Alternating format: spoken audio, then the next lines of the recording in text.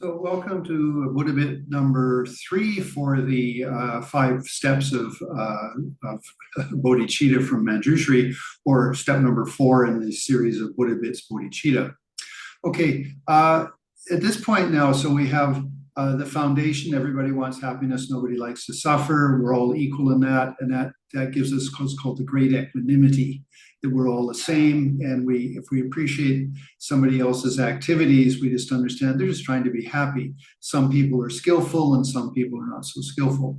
Second step, the disadvantage of being egocentric. And basically, this means it's not all about me. The third step.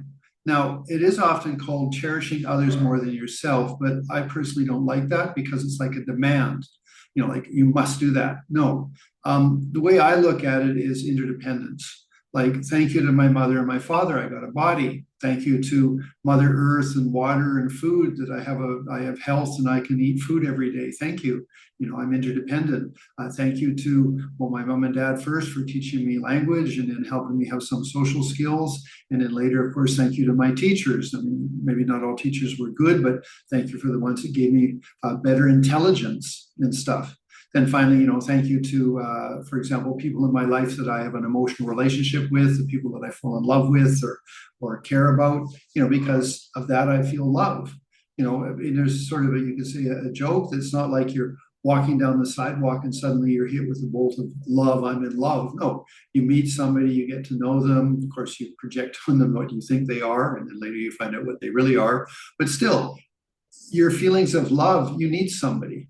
Or joy is the best one. I mean, especially if you're, let's say, a grandparent like I am, then, like a grandchild, they're a source of joy, and there's many sources of joy, but you need somebody in your life, some situation with people in your life, and then joy arises. And I'm not talking about self-satisfaction or gratification. I'm talking about, let's say you give a present to a child, your own child, another person's child, a grandchild, something that they really wanted, and they go, oh, thank you. And it's just spontaneous. It's not fabricated. It's just, oh, thank you. That's good. I feel joy. So the third step for me is not about cherishing others. It's rather you're cherishing or loving or caring or being conscious of others. It's based on, whoa, I'm interdependent. All the factors that I am, that I'm understanding this language, that I'm interested in the Dharma. It's because of my interdependence with others, the teachings of the Buddha, the teachers, and then of course the planet Earth, the air I'm breathing, the food I'm eating, the people in my life that help me practice well, my Sangha, whatever. So thank you. So the steps of for me, a very authentic way to arrive at cherishing others more than yourself isn't a demand. It's not like, oh, I need to do that. I don't really like you, but I'm going to try to be a nice guy to you or a nice girl to you. No, it's not like that. It's more like, wow, I'm interdependent, so thank you. And when you do meet a person who is difficult, well, remember, you go back to step number 1. They're just trying to be happy in all the wrong ways. Step number 2 is, well, okay, if I'm egocentric about it, well, I just make my thing. There's a wonderful saying in Buddhism. There's what's called the noble truth of suffering, and then there's called the noble truth of exaggerated suffering. And so what's that? Well, you get a cold. That's the noble truth of suffering. Then you think, oh, I'm so sick. Oh, this cold's so horrible. Now you have exaggerated suffering, or it's called the suffering of suffering in the 3 suffering group. But the thing is, so if you want to be really miserable, be egocentric. You've added the gasoline to the fire of I'm miserable and I'm not miserable. I'm incredibly miserable because I'm so egocentric. Okay, anyway, but back to the point of so that step number 2 is, okay, disadvantage of being egocentric. Third one, wow, I'm only existing because of my interdependence with all the factors of my life. And okay, so then if you do have a difficult person, as they say, you could return to step number 1. They're just trying to be happy in all the wrong ways. Or then the other technique is to say, well, this person is helping me hone my ability to be patient or to be more skillful. And that comes from the 7 points of mind training, or the 8 verses of attitude transformation, in that they say, that when I have somebody who's very difficult, they're like a treasure. Now, that doesn't mean you let somebody abuse you, but when you've got somebody who's difficult, And again, what's the definition of patience? Patience isn't just sort of lying down and being the floor mat and being stepped on people. Patience in a constructive way is waiting for a better opportunity to fix a situation.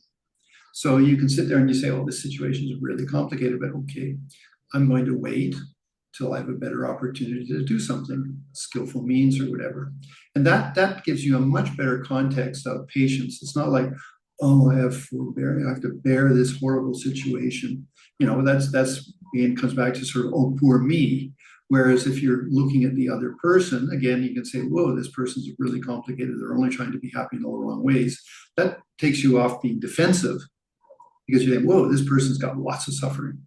Then, of course, then I say, if you avoid being egocentric. And then the third thing is just saying, well, this person is letting me see how well I practice. It's the gymnasium of my spiritual practice where I can say, can I really, lift that number of kilos or pounds, or can I, run the marathon? Okay. And if you can't, well, then you go back and you practice more. And if you can, well, then it's not like you get excited about it, but you just say, well, you're just like me. I care for you. You do well. So third step of the 5 steps, and this is just a short snippet, is, oh, I'm interdependent. And from there then comes, I appreciate you. And from there then comes, may I, say, cherish you more than myself. But again, as I say, that can be sometimes taken as a demand. And it's not good to do that. It's better that my practice is from me, how I'm motivated, where I'm coming from. And I'm coming from the point of, well, I'm becoming more enlightened. I am interdependent. I'm not self-existent. And may I be a benefit both to myself and to others. Skillful means. Okay, so there you go. Thank you very much. That's just another little snippet for us to reflect on for Bodhicitta.